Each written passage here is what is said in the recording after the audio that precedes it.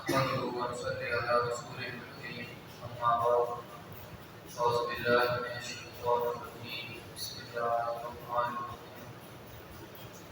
پیچھے ذکر ہے کہ جب جنگ میں پکڑے جانے والے قیدی ان کے حوالے سے مسلمانوں نے آپس میں مشاورت کی، آپ علیہ السلام نے سب سے پوچھ کر جو ان کے حوالے سے فیصلہ کیا گیا وہ یہ تھا کہ ان سے فدیہ لے کر انہیں چھوڑ دیں۔ تو جب یہ فیصلہ کر لیا ان سے فدیہ لے کر چھوڑنے کا، تو اللہ تعالیٰ نے پھر آپ علیہ السلام سے کہا کہ ان قیدیوں سے مشکل سے کہیں کہ اگر تمہارے دل میں کوئی خیر ہے، کوئی بھلائی ہے، یعنی اسلام لانے کی چاہت ہے، تڑپ ہو کسی کے دل میں، تو وہ اسے ظاہر کرے، جس سے اللہ تعالیٰ اس سے جو فدیہ دیا گیا ہے اس سے بھی اچھا بدلہ دے گا۔ البتہ اگر آپ خیانت کرنا چاہیں، دھوکہ دینا چاہیں، تو پھر خیانت کو آپ پہلے بھی کفر کر چکے ہیں کہ جس کی وجہ سے تمہیں ذلت کا سامنا کرنا پڑا۔ اور آگے اللہ تعالیٰ فرما رہے ہیں ان الذین، بے شک وہ لوگ آمنوا جو ایمان لائے، وہاجروا اور انہوں نے ہجرت کی، وجاہدوا باموالہم وانفسہم فی سبیل اللہ اور انہوں نے اپنے مالوں اور جانوں کے ساتھ اللہ تعالیٰ کے راستے میں جہاد کیا، والذین اور وہ لوگ آؤ جنہوں نے جگہ دی، ونصروا اور مدد دی، اولئک بعضهم اولیاء بعض، یہ ایک دوسرے کے بھائی ہیں،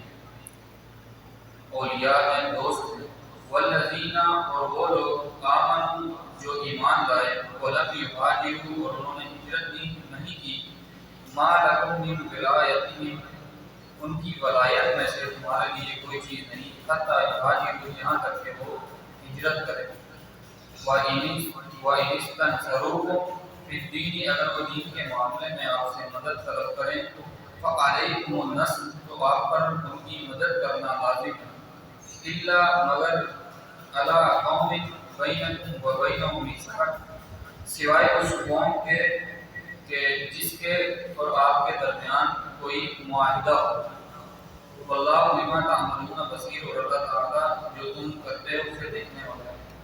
یہاں پر جو شروع میں ذکر ہے کہ ان الذین آمنوا وہاجروا وجاہدوا باموالہم وانفسہم فی سبیل اللہ، اس سے مراد اولین مہاجرین ہیں کہ جنہوں نے اسلام لائے اور شروع میں ہجرت کی، سب سے پہلے اپنے مال کو چھوڑا، اپنی جانوں کو داؤ پر لگایا، اپنی اولاد، اپنا کنبہ قبیلہ اور رشتہ داروں کو چھوڑ کر آپ علیہ السلام کے ساتھ اور اللہ تعالیٰ کے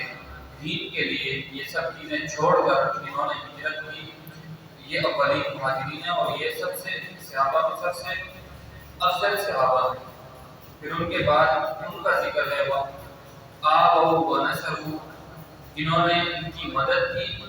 اور انہیں جگہ دی، یعنی اس سے مراد انصار صحابہ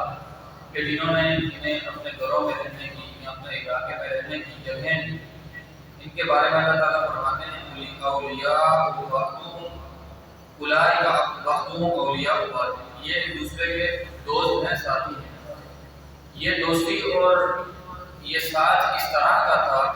کہ انہوں نے اپنے مال بھی تقسیم کر کے اپنے دوسرے ساتھیوں کو دیے جو ہجرت کر کے آئے،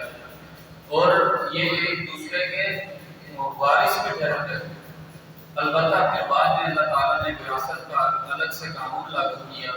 کہ جو رشتہ دار ہیں، قریبی رشتہ دار ہیں، وہ وارث بنتے ہیں۔ اس سے پہلے کیا تھا کہ یہ جو ولایت آپ صلی اللہ علیہ وسلم نے ایک دوسرے کے درمیان بھائی چارے کے ذریعے قائم کی تھی، اس کے ذریعے یہ ایک دوسرے کے وارث بنا کرتے تھے۔ آگے فرمایا کہ ان کے علاوہ یعنی ہجرت کر کے آ گئے، ان کے علاوہ جو لوگ ایمان تو لے آئے لیکن انہوں نے ہجرت نہیں کی، تو ان کے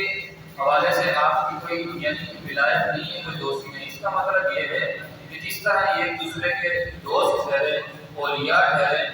اور ایک دوسرے کے یہ وارث بھی بنتے ہیں، ایک دوسرے کے مال پر ان کا حق ہے،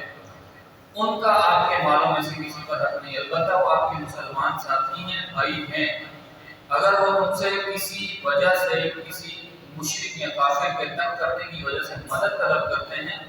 تو آپ پر لازم ہے کہ آپ ان کی مدد کریں۔ ہاں البتہ کوئی ایسا قبیلہ